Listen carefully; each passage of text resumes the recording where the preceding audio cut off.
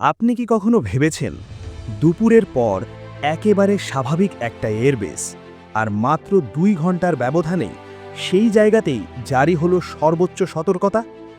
রাডারের পর্দায় ধরা পড়ল এক অজানা সিগন্যাল। হঠাৎ করে উড়ে গেল যুদ্ধবিমান, চারপাশের যাত্রীবাহী ফ্লাইট সাময়িক বন্ধ। প্রশ্ন একটাই, আকাশে আসলে কি ছিল? এটা কি নিছক নজরদারি, নাকি বড় কোনো কৌশলের ইঙ্গিত? ৩ ফেব্রুয়ারি বিকাল প্রায় ৩টে, দক্ষিণ উপকূলের একটি কৌশলগত এয়ারবেসে সবকিছু ছিল একেবারে স্বাভাবিক। রুটিন টহল, ফ্লাইট মুভমেন্ট, ট্রেনিং ফ্লাইট সব চলছিল নিয়ম মাফিক। কিন্তু কয়েক মিনিটের মধ্যেই এয়ার ট্রাফিক কন্ট্রোল রুমে অস্বাভাবিক নড়াচড়া শুরু হয়।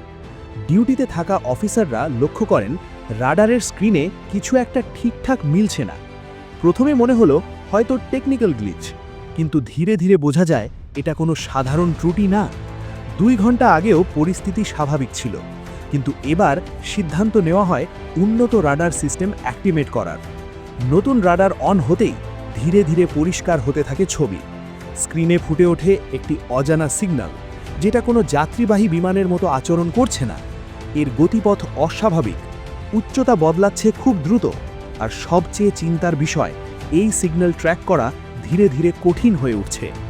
পরিস্থিতির গুরুত্ব বুঝে দ্রুত সিদ্ধান্ত আসে। এয়ারবেসের চারপাশে সব এয়ার ডিফেন্স সিস্টেম অ্যাক্টিভেট করা হয়।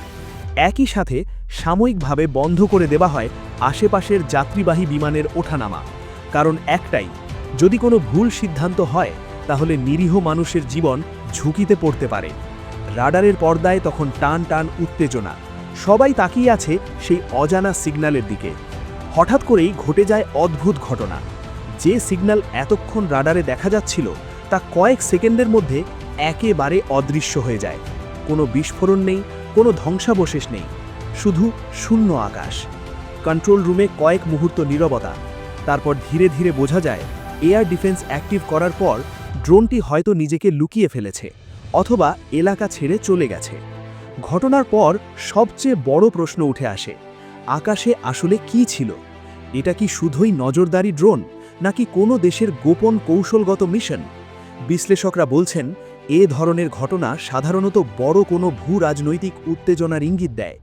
একটি দেশ আরেকটি দেশের প্রতিরক্ষা ব্যবস্থা কতটা শক্তিশালী সেটা যাচাই করার জন্যই এমন নীরব নজরদারি চালানো হয়। অর্থাৎ এটা শুধু একটি ড্রোন না, এটা ছিল একটি বার্তা। এই ঘটনা প্রমাণ করে আজকের আকাশ শুধু আকাশ না, এটা এক অদৃশ্য যুদ্ধক্ষেত্র, যেখানে যুদ্ধ হয় রাডার দিয়ে, ড্রোন দিয়ে, তথ্য দিয়ে। প্রশ্ন একটাই, এটা কি ভবিষ্যতের কোনো বড় সংঘাতের ইঙ্গিত, নাকি নীরব শক্তির লড়াইয়ের আরেকটি অধ্যায়?